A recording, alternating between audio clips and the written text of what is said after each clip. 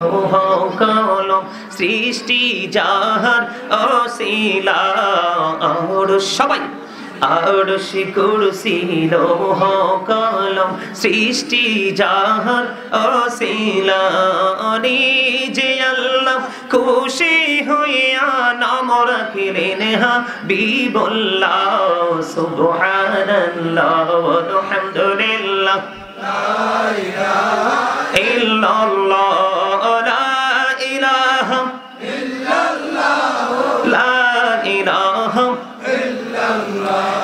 নবী আমারি নহরের ফতুল জগত করলেন অজালা নবী আমারি নহরের ফতুল জগত করলেন অজালা রোজ হাসরে করবেন তিনি উম্মতের ফয়সালা সুবহানাল্লাহ আলহামদুলিল্লাহ লা ইলাহা লা ইলাহা ইল্লাল্লাহ মুহাম্মাদুর রাসূলুল্লাহ সাল্লাল্লাহু আলাইহি ওয়াসাল্লাম।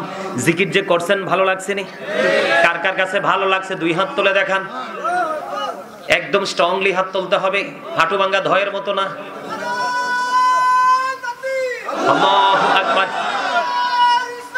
ইয়া রাসূলুল্লাহ ইয়া দোসরা চন্দ্রস্তবি জিন্দাবাদ জিন্দাবাদ। কেন বলেছি জানেন? হাদিস শরীফের মধ্যে এসেছে বন্ধু, আল্লাহর হাবিব বলেছেন তোমরা যখন জান্নাতের বাগানে যাও, জান্নাতের বাগানে যাওয়ার পরে ওখান থেকে একটু ফল খেয়ে নিও। ইয়া রাসূলুল্লাহ ইয়া হাবিবাল্লাহ নবী গো, ও প্রাণের নবী জান্নাতি ফলটা কি গো নবী? আমার নবী বলে দিয়েছেন সুবহানাল্লাহ ওয়ালহামদুলিল্লাহ লা ইলাহা ইল্লাল্লাহ সুবহানাল্লাহ ওয়ালহামদুলিল্লাহ লা ইলাহা ইল্লাল্লাহ লা ইলাহা ইল্লাল্লাহ লা ইলাহা ইল্লাল্লাহ। নাও মেরে সাথী নাও মিশাইয়া যারে আল্লাহ পাঠাইলেন, নাও মেরে সাথী নাও মিশাইয়া যারে আল্লাহ পাঠাইলেন, যে আল্লাহ দোস্ত বলে তাহার প্রেমে মজিলা সুবহানাল্লাহ ওয়ালহামদুলিল্লাহ লা ইলাহা ইল্লাল্লাহ লা ইলাহা ইল্লাল্লাহ মুহাম্মাদুর রাসূলুল্লাহ সাল্লাল্লাহু আলাইহি ওয়াসাল্লাম। জোরে জোরে বলুন আলহামদুলিল্লাহ। বন্ধুরে আমার, প্রত্যেকটা জিনিসকে কিন্তু ক্লিয়ার করার একটা যন্ত্র থাকে, থাকে কি থাকে না? যেমন আমাদের মসজিদে, এই যে আপনাদের বাস্তবে অনেক সুন্দর মসজিদ, মসজিদে যখন আপনারা মনে করেন যে একটু ময়লা জমেছে, তখন এই ময়লাগুলো পরিষ্কার করার জন্য কিন্তু একটা ঝাড়ু মসজিদের উপযোগী রেখেছেন, অথবা নেকড়া রেখেছেন, রাখছেন কিনা? আল্লাহর হাবিব বলে দিয়েছে উম্মত, আল্লাহ এই কারণে বলেছে রে বন্ধু আলেমদের সাথে প্রেম করো। তোমার পৃথিবীর বুকে এসপি ডিসি এমপি মন্ত্রী মেম্বার চেয়ারম্যান যত ক্ষমতাধর ব্যক্তি থাকুক না কেন, কারণ পৃথিবীর জন্য এগুলো লাগবে, এগুলো ছাড়া রাষ্ট্র চলবে না। তোমার যতই থাকুক না কেন, তার মাঝে একজন হক্কানি আলেম অথবা এখন আল্লাহর ওলির সাথে তুমি প্রেমের ডোরি লাগাও, কারণ তোমার দুনিয়া সুন্দর এবং আখিরাত তোমার সুন্দর হয়ে যাবে। আল্লাহ শুধু আল্লাহ কি বলেছেন? আল্লাহ রাব্বুল আলামিন বলেছেন join with my dear people come to my paradise. Allah বলেছেন আমার প্রিয় লোকেদের সাথে যুক্ত হওয়ার আমার জান্নাতে চলে আসো। প্রিয় লোকগুলো কারা? হক্কানি আলেম এবং হক্কানি আল্লাহর ওলিরা। কারণ আল্লাহ রাব্বুল আলামিন বলেছেন অকুলু কাওলান সাদীদা, আল্লাহ বলেছেন সে দ্য রাইট থিং, সত্য কথা বলো, সঠিক কথা বলো। এই সত্য এবং সঠিক কথা সব আলেম এবং ভণ্ড ফিরদের মুখ দিয়েও আসে না, আসে একমাত্র হক্কানি আল্লাহর ওলি এবং হক্কানি ইমাম এবং হক্কানি আলেমদের মুখ দিয়ে। ঠিক কিনা বলে? আল্লাহ বলেছেন ইন্নামা ইয়াখশাল্লাহ মিন ইবাদিহিল উলামা, পৃথিবীর বুকে আমার যে বান্দাগুলো আছে, এই একদম স্টপ।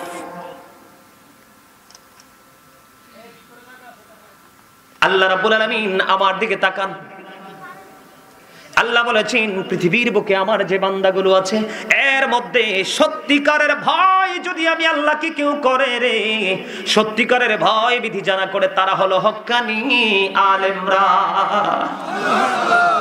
কারণ আল্লাহ বলেছেন আল্লাযীনা আমানু, যারা ঈমান এনেছে, ওয়া কানু ইয়াত্তাকুন, এবং তাকওয়া অবলম্বন করেছে, লাহুমুল বুশরা, তাদের জন্য সুসংবাদ, ফিল হায়াতিদ দুনিয়া, দুনিয়ার জীবনে, ও ফিল আখিরাহ, এবং পরকালের জীবনে। জোরে জোরে কন্যা সুবহানাল্লাহ।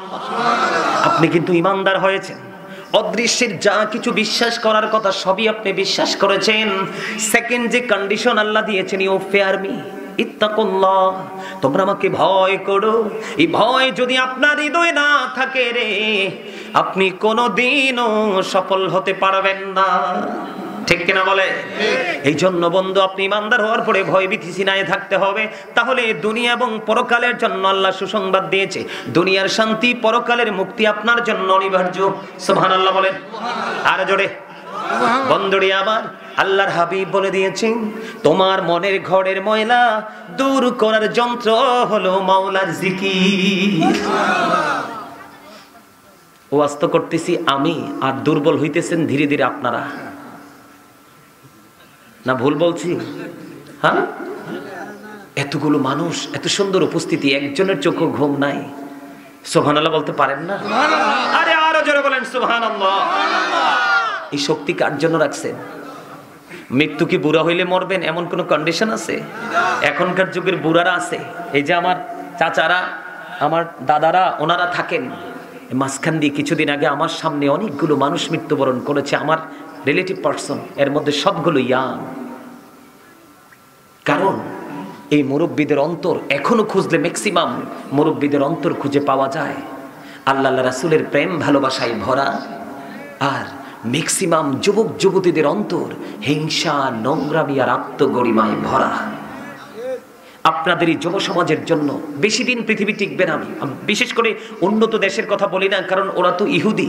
আল্লাহ বলেছেন ইন্নাল কাফিরিনা কানু লাকুম আদুওয়াম মুবিনা।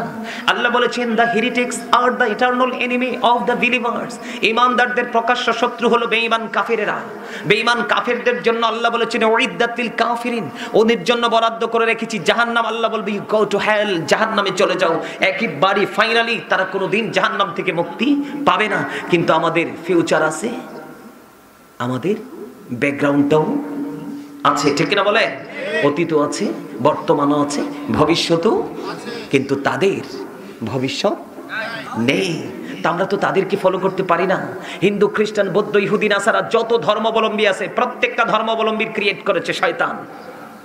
ইতিহাস খোলেন অথবা ইতিহাসবিদদের সাথে সম্পর্ক করেন, যুক্ত হন, অ্যানালাইসিস করেন, স্টাডি করেন। কারণ আপনি মুসলমান, আপনাকে বিশ্বাস করতে হবে আমি চলে যেতে হবে, আমি এখানে থাকার জন্য আসিনি। আল্লাহ রাব্বুল আলামিন আপনাকে আমাকে পরীক্ষার জন্য পৃথিবীতে পাঠিয়েছেন।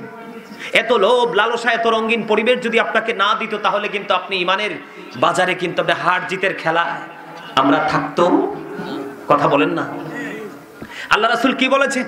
হাদিস শরীফ দ্বারা প্রমাণ, যে এই যে আমি এক্সাম্পল দিলাম, আমাদের মসজিদটা ঝাড়ু দেওয়া হয় না? ঝাড়ু দেওয়ার পরে ময়লা পরিষ্কার হয়ে যায় না? নির্দ্বিধায় একজন এসে সেজদা দিতে পারে, খালি ফ্লোরেও কোনো সমস্যা।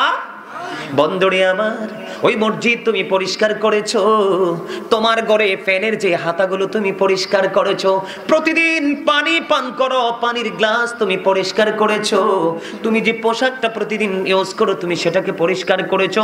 পৃথিবীর সব তুমি পরিষ্কার করলা না? যে পৃথিবীর সব তুমি পরিষ্কার করে ফেললা, যেগুলো তোমার সঙ্গী হবে না আর যেটা তোমার চিরকালের সঙ্গী, এটা কি তুমি পরিষ্কার করতে পারলা না? এর চেয়ে বড় বোকামি আর কিছুই হতে পারে না।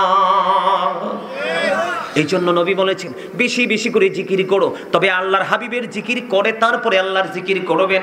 আল্লাহর হাবিব রিসালাতকে বিশ্বাস করার পরে আল্লাহকে বিশ্বাস করবেন, তাহলেই হতে পারবেন ইমানদার। কারণ আল্লাহকে একা একা ডাকলে আল্লাহ খুশি হয় না, হয় না। আপনারা ডক্টর আহমদ পেয়ারা বাগদাদি পীর সাহেব কেবলার নাম শুনছিলেন না? এই যুগের ছেলেরা হয়তো জানেন, আপনারা দাড়ি পাকা মুরব্বী বাবা যা মধ্য বয়সী আমার ভাইয়েরা আপনারা সবাই জানেন না?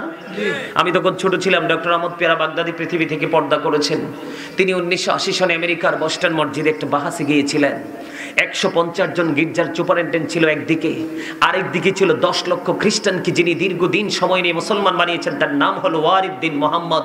ওই ব্যক্তিটা একদিকে তো একটা আলাদা একটা পার্সন ছিলেন, আর ডক্টর আহমদ পেয়ারা বাগদাদি, বাংলাদেশ স্মল কান্ট্রি, একটা ছোট্ট দেশ, কিন্তু অনলি ওয়ান পার্সন, একজন ডক্টর আহমদ পেয়ারা বাগদাদি, তিনি বাহাসের জন্য গিয়েছিলেন আমেরিকার মতো দেশে। ওখানে ওরা বক্তব্য দিয়েছিল, আমার দিকে তাকান, এই আলোচনাটা করতাম না, আপনাদের ইমানটাকে টেকসই করার জন্য বলছি। ওনাকে ওখানে ওরা বলেছিল যে তাদের যে ধর্মগ্রন্থ, যেটাকে ইংলিশে বলা হয় দ্য ওল্ড ও নিউ টেস্টামেন্ট, এটার মধ্যে ওরা বলেছেন he that love it not know with not God for God is love. এরা বলেছেন যেজন প্রেম করে না সেজন আল্লাহকে জানে না, ফর গড ইজ লাভ, আল্লাহই প্রেম। ডক্টর আহমদ পেয়ারা বাগদাদি তিনি বলেছেন নো সে, বলুন ইফ ইউ ডু লাভ আল্লাহ, যদি তোমরা আল্লাহকে ভালোবেসে থাকো, ফলো মি মুহাম্মদ সাল্লাল্লাহু আলাইহি ওয়াসাল্লাম, আওয়াজ তুলে বলেন না সুবহানাল্লাহ। সেটা আমাদের নবী, সেটা কার নবী? আমরা কি খুশি না? আপনারা অনেকেই খুশি হতে পারবেন না, ম্যাক্সিমামই খুশি হবেন, তবে আমি অনেক বেশি প্রাউড ফিল করি। I am very successful person, কারণ আখির নবীর উম্মত হয়েছি, এর চেয়ে বড় ক্রেডিট আমার জীবনে আর কিছুই নয়। রাসূল পৃথিবীতে এসে বলেছেন রব্বি হাবলি উম্মতি, আর রাসূলের জবান মোবারকে কিয়ামতের দিন থাকবে রব্বি সাল্লিম রব্বি সাল্লিম রব্বি সাল্লিম, শুধু বলতে থাকবেন আমার উম্মতগুলোকে শান্তিতে রাখো, নিরাপদে রাখো, আওয়াজ তুলে বলেন সুবহানাল্লাহ। এমন দরদি নবী আর কি আসবে পৃথিবীতে? আমরা কি দেখতে পারবো? পারবো। আমার আগে যেই ভাই আলোচনা করেছেন অত্যন্ত চমৎকার কোরআন এবং হাদিসের রেফারেন্স দিয়ে তিনি কথাগুলো বলতেছিলেন, আমি এসে ওনাকে ডিস্টার্ব করেছি, কারণ আমার প্রতিদিন প্রোগ্রাম, আমাকে টাইম মেনটেন করাটাই হচ্ছে আমার সবচেয়ে বড়। আর আমার একটা অভ্যাস হচ্ছে আমি স্টেজে বসলে সহজে নামতে চাই না, যদি উপস্থিতিদের যদি মনোযোগ থাকে। সুবহানাল্লাহ বলেন না? সম্মানিত উপস্থিতি, কি বলেছেন? ফলো মি মুহাম্মদ সাল্লাল্লাহু আলাইহি সাল্লাম, আল্লাহ উইল লাভ ইউ। তুমি যদি রাসূলকে ফলো করতে পারো, আল্লাহ উইল লাভ ইউ, আল্লাহ তোমাদেরকে ভালোবাসবে, এন্ড ফরগিভ ইউর সিনস, আল্লাহ তোমাদেরকে ক্ষমা করে দিবে। এটা কি শুধু ডক্টর আহমদ পেয়ারা বাগদাদি নিজে থেকে বলেছেন? নো, আল্লাহ বলেছেন কুল ইন কুনতুম তুহিব্বুনাল্লাহ ফাত্তাবিউনি ইউহিব্বুকুমুল্লাহু ওয়া ইয়াগফিরু লাকুম যুনুবাকুম আল্লাহু গফুরুর রহিম। সুবহানাল্লাহ, আওয়াজ তুলে বলেন আল্লাহু আকবার। আল্লাহু আকবার। তিনি কোরআন থেকে আইডেন্টিফাই করে তারপরে তিনি বলেছেন, এটাতে সন্দেহ করার কোনো অবকাশ, সন্দেহ করার কোনো অবকাশ নেই। জোরে জোরে কন্যা আলহামদুলিল্লাহ। আল্লাহ কি শুধু এখানেই সীমাবদ্ধ? আল্লাহ বলেছেন মাইয়ুতির রাসূলা ফাকাদ আতাল্লাহ, আল্লাহ বলেছেন হি হ অবিস দ্য এফসিল অবিস আল্লাহ, যেই ব্যক্তি রাসূলের নির্দেশ মান্য করলো সে যেন আল্লাহর নির্দেশ মানলো। বলেছেন কে? এখন আমাদের মধ্যে অনেক, বিশেষ করে বর্তমান সময়ের ম্যাক্সিমাম ইয়াং যারা, এদের মধ্যে অনেকেই পথভ্রষ্ট হয়ে যাচ্ছে বর্তমান ডিজিটাল শায়েখদের বক্তব্য শুনে, যারা নবীদেরকে নিচে নামাইতে নামাইতে নামাইতে নামাইতে একেবারে নিচে নামায়। ঠিক কিনা বলেন? আছে না ভাই? এই এদিকে তাকান, হযরত আলী রাদিয়াল্লাহু তাআলা আনহু থেকে হাদিস বর্ণিত, নবীর দুশমনের সাথে প্রেম তো থাক দূরের কথা, আল্লাহ রাসূল বলেছেন ক্বালা মান সাব্বা নাবিয়া ফাকতুলহু ওয়া মান সাব্বা সাহাবী ফাদরিবহু। আমার রাসূল বলেছেন নবীর শানে যারা আঘাত করবে, নবীকে যারা গালি দিবে, তুমি যদি সত্যিকারের উম্মত হও, হযরত ওমরের মতো তাকে সঙ্গে সঙ্গে হত্যা করে ফেলো। আর আজকে নবীকে ছোট করলে আমরা বৈধ করার চেষ্টা করি, নবীর ইজ্জতের চাদর ধরে টান দিলে আমরা বৈধ করার চেষ্টা করি। আমাদের সমাজে এমন অনেক মানুষ কপাল পরা হতভাগা আছে না নাই? ওমান সাব্বা সাহাবী ফাদরিবহু, সাহাবায়ে কেরামকে যদি কেউ বকা দেয়, গালি দেয়, তোমরা তাদেরকে বাইন্দা পিটাও, প্রহার করো। বলছে কে? আল্লাহ, আল্লাহর হাবিব। আরো কি বলেছে জানেন? আল্লাহ রাসূল বলেছেন ও ইয়াকুম ও ইয়াহুম লা ইউদিল্লুনাকুম ওয়ালা ইফতিনুনাকুম। আল্লাহ রাসূল বলেছেন তোমরা তাদের থেকে দূরে থাকো, তাদেরকেও তোমাদের থেকে দূরে রাখো, কারণ তাদের সাথে মিশলেই তোমরা পথভ্রষ্ট হবে, ফিতনায় পড়বে। তারা যেন তোমাদেরকে পথভ্রষ্ট করতে না পারে, অনেক প্রেমের আকাঙ্ক্ষা দেখাবে, তোমার কাছে যাওয়ার জন্য তোমার ঈমান চুরি করবে, অন্য কিছু নয়। তুমি তার থেকে দূরে থাকো এবং তাকেও তোমার থেকে দূরে রাখো, কারণ না হয় তুমি পথভ্রষ্ট হয়ে যাবে। সম্মানিত উপস্থিতি, আমার দিকে তাকান, আল্লাহ বলেছেন ইন্নাল্লাযীনা ইউযুনাল্লাহা ওয়া রাসূলাহু লা'নাহুমুল্লাহু ফিদ দুনিয়া ওয়াল আখিরা ওয়া আ'আদ্দা লাহুম আযাবাম মুহিনা। আল্লাহ রাব্বুল আলামিন বলেছেন নিশ্চয়ই আল্লাহ এবং আল্লাহ রাসূলকে যারা কষ্ট দেয়, আল্লাহ তাদেরকে দুনিয়া এবং আখিরাতে তাদেরকে কি করেছেন? অভিশপ্ত করেছেন, লানত দিয়েছেন। ও আ'আদ্দা লাহুম আযাবাম মুহিনা, তাদের জন্য ভয়ঙ্কর শাস্তি বরাদ্দ করে রেখেছেন। এখন যেই আল্লাহকে ভালোবাসলে আল্লাহ রাজি হয়ে যায়, যে আল্লাহকে কষ্ট, যে রাসূলকে, সেই রাসূলকে কষ্ট দিলে কি আল্লাহ খুশি হবে? আমার সেই বিষয়ে আলোচনা নয়, আমি আজকে একটা গুরুত্বপূর্ণ বিষয় নিয়ে আলোচনা করব। আমি জানতাম না এত সুন্দর একটা প্লেস এখানে আছে। আমি গাড়ি নিয়ে ঢোকার পরে আমার ড্রাইভার এবং সঙ্গীদেরকে বলেছি একদম বিউটিফুল প্লেস, আমার কাছে একদমই মনোমুগ্ধকর পরিবেশ মনে হয়েছে। আপনাদের রুচির প্রশংসা করতে হয়, আমিন কর, আর জোরে কোন আমিন। এবং আপনাদের উপস্থিতিটা আমি আসার পরে এত চমৎকার হয়েছে, আমি মুগ্ধ। আর কিছুক্ষণের মধ্যেই আলোচনাটা শেষ করে দিব, হয়তোবা জীবনের শেষ মাহফিল ওটা হতে। নবীকে কষ্ট দিবেন কেউ, নবীকে দাঁড়ায় সালাম দিবেন কেউ, বিরোধিতা করলে তাকে বয়কট করবেন। কারণ আমার দিকে তাকান, অনেকে দলিল খুঁজে পায় না। সূরা ফাতির 9 নম্বর আয়াত আল্লাহ বলেছেন অতুআযিরুহু ওয়া তুআক্কিরুহু, আল্লাহ বলেছেন help him and respect him, তোমরা আমার হাবিবকে সাহায্য করো এবং সম্মান করো। সুবহানাল্লাহ বলেন না? আর নবীর শানে, নবীর আগমনে মিলাদ পড়লে কত দলিল বলে নাই। আল্লাহ বলে কুল বিফাদলিল্লাহি ওয়া বিরহমাতিহি ফাবিযালিকা ফালিয়াফরাহু হুয়া খায়রুম মিম্মা ইয়াজমাউন। আল্লাহর হাবিবকে বলে হাবিব আপনি জানিয়ে দেন আমি যে তোমাদের কাছে কি পাঠিয়েছি, আল্লাহর ফজল আমাদের কাছে পাঠিয়েছেন, রহমত পাঠিয়েছেন। আল্লাহ বলেছেন ফালিয়াফরাহু, তোমরা আনন্দ উৎসব করো। আল্লাহ আনন্দ করলে লাভ হবে কি? আল্লাহ বলেছেন হুয়া খায়রুম মিম্মা ইয়াজমাউন, এটা তোমার পুঁজি করা সব সম্পদ চাইতে দামি। তো নবী কি রহমত না? ওমা আরসালনাকা ইল্লা রাহমাতাল লিল আলামিন। অস্বীকার করতে পারবে? অস্বীকার করলেই কাফের। আছে না? আমাদের নবীকে নূর বললে অনেকেই বলে নবী নাকি মাটি। তারা আসলে কোরআন সম্পর্কে সঠিক জ্ঞান নাই। মানুষ কয়েক রকম ভাবে তৈরি হয়েছে, এর মধ্যে ব্যতিক্রম তো আল্লাহর হাবিব। কারণ মাটির তৈরি একমাত্র আদম ও সফিউল্লাহ, একমাত্র আদম আলাইহিস সালাম মাটির তৈরি। হাওয়াও কিন্তু মাটির না, আদমের পাজরের হাড় থেকে তৈরি। আর আপনি আমি তো মোটেও মাটির না, বাবা মার শুক্রাণু ডিম্বাণু থেকে তৈরি। এই বিষয় নিয়ে আলোচনা করলে লম্বা আলোচনা করব। নবীকে নিয়ে যেহেতু বিতর্ক আছে সেই জন্য আপনাদেরকে বলছি, নবী কখনোই আমাদের মতো সাধারণ নয়। নবী আজ থেকে ১৫০০ বছর আগে বলেছেন ক্বালা আইয়ুকুম মিথলি, তোমরা কে আছো আমার মতো? আজও পর্যন্ত কেউ হাত তোলে নাই। তার মানে নবীর মতো কেউ নেই। একটা জায়গা চিন্তা করলে তো অবাক লাগে। এই যে এশার নামাজ পড়ে উম্মে হানির ঘরে নবীজি ঘুমন্ত, জিবরাইল এসে ডাকলেন জমজমের কিনারায় নিয়ে ওপেন হার্ট সার্জারি, যেটাকে বর্তমান ডিজিটাল দেশে বলা হয়, যেটাকে আমরা সাধারণভাবে আগে বলতাম অপারেশন হলো। আপনার কোনো ইনজেকশন নেই, কোনো ধরনের কোনো ইয়া নেই, প্রস্তুতি নেই। তিনি ওপেন হার্ট সার্জারি হলো, সবকিছু এক্সাস্ট হলো। আবার তিনি এক আসমান দুই আসমান করে করে একটা আসমান থেকে আরেকটা আসমানের দূরত্ব 500 বছরের রাস্তা, 7 আসমান পাড়ি দিলেন, সিদরাতুল মুনতাহায় গেলেন। কথোপকথনের মাধ্যমে বোরাককে আপনি বিদায় করে রাফরাফের মাধ্যমে মহাশূন্য পাড়ি দিলেন, একইবারে আল্লাহর আরশ পর্যন্ত চলে গেলেন। অনেক কিছু করার পরে আবার তিনি সেই রজনীতেই চলে আসলেন। তাহলে এখান থেকে কি আমাদের মতো বোঝা যায়? আর জোরে বলেন, কখনোই আমাদের মতো বোঝা কি বলে আরেকটু সামনে আগে। ভাইজান আপনাদেরকে আরেকটু রিকোয়েস্ট করব, এই জায়গাটাতে একটু খালি আছে, আপনারা এদিকে চলে আসেন। বিশেষ করে এই যে এই কর্নারে যে যুবক ভাইরা আছো, তোমরা এদিকে চলে আসো। তোমরা যারা এদিকে আসছো এখানে চলে আসো। তোমরা এই কর্নার থেকে এখানে চলে আসো, আমার কাছাকাছি চলে আসো। আসো। এই যে মানুষ ধীরে ধীরে আসতেছে, ওনারা কিন্তু বসতে পারবে না। সুন্নাহ কি? কথা বলবেন না প্লিজ, ডোন্ট ডিস্টার্ব মি। আমি বলি সুন্নাত কাকে বলে? সুন্নাত ওইটাকে বলে আমি বসার পরে আমার ভাই বসতে পারছে না, তাকে বসতে দিব। আমি সুন্নাত ওটাকে বলে আমার ঘরে খাবার আছে, আমি নির্দ্বিধায় খাবার খাচ্ছি, পাশের ঘরে খাবার নাই, এখান থেকে কিছু বাড়িয়ে দিব।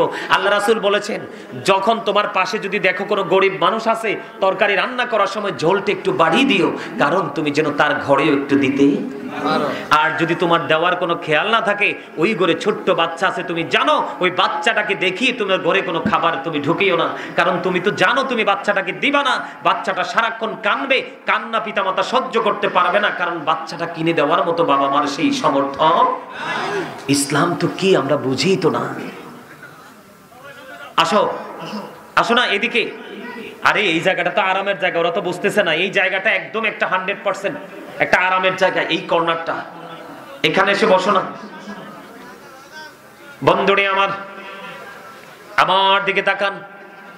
জিকিরে ছিলাম, ঠিক না ঠিক? কোথায়? এবং জিকিরটা কি? সুবহানাল্লাহ বল আল্লাহর জিকির, আলহামদুলিল্লাহ বল আল্লাহর জিকির, লা ইলাহা ইল্লাল্লাহ বল আল্লাহর জিকির, আল্লাহু আকবার বল আল্লাহর জিকির। কাউকে সৎ কাজের জন্য ডাকা, এটাও আল্লাহর জিকির। কাউকে অসৎ কাজের জন্য বারণ করা, তাকে উপদেশ দেওয়া, এটাও আল্লাহর জিকির।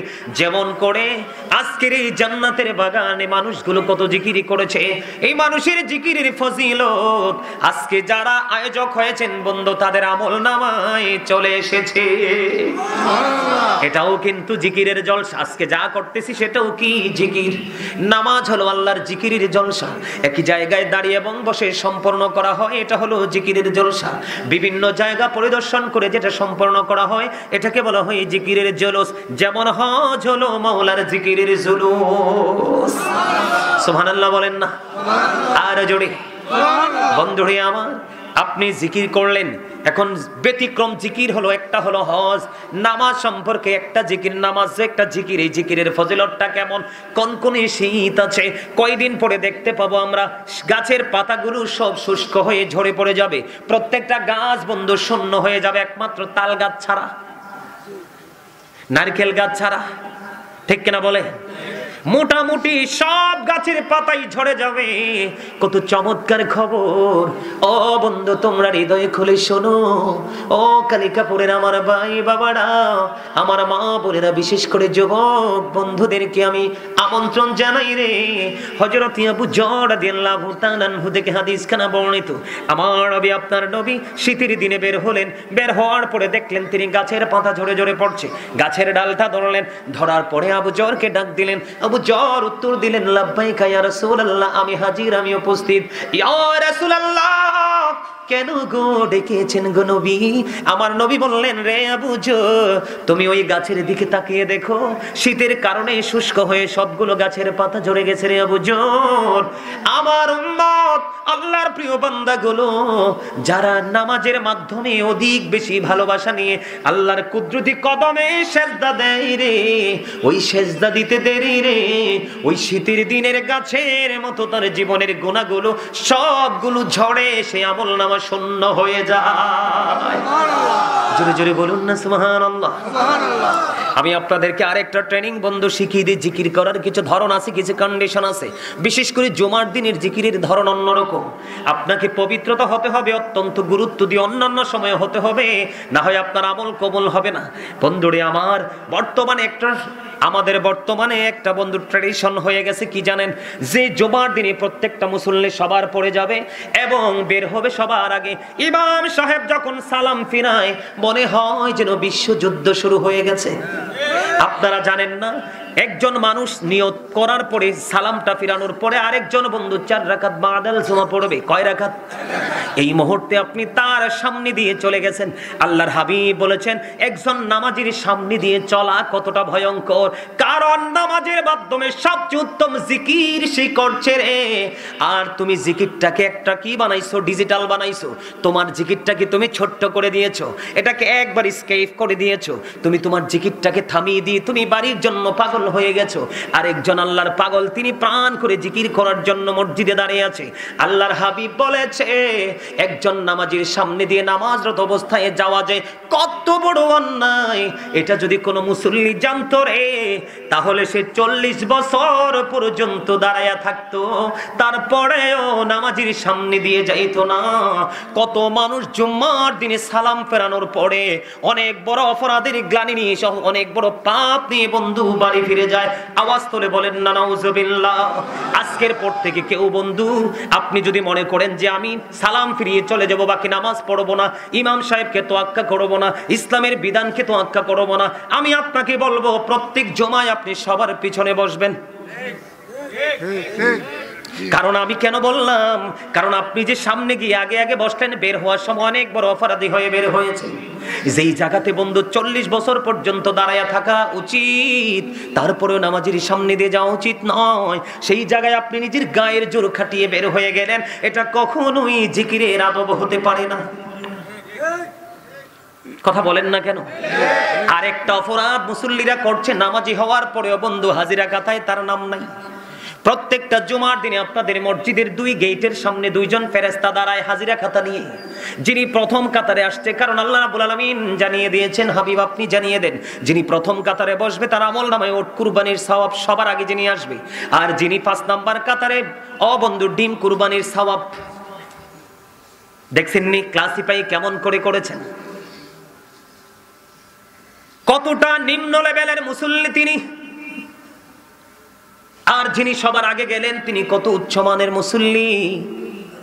সবচেয়ে বড় ভয়ঙ্কর কথাটা হলো এরপর থেকে যিনি আসবে তার কোনো কন্ডিশন নেই, তার কোনো পুরস্কার নেই।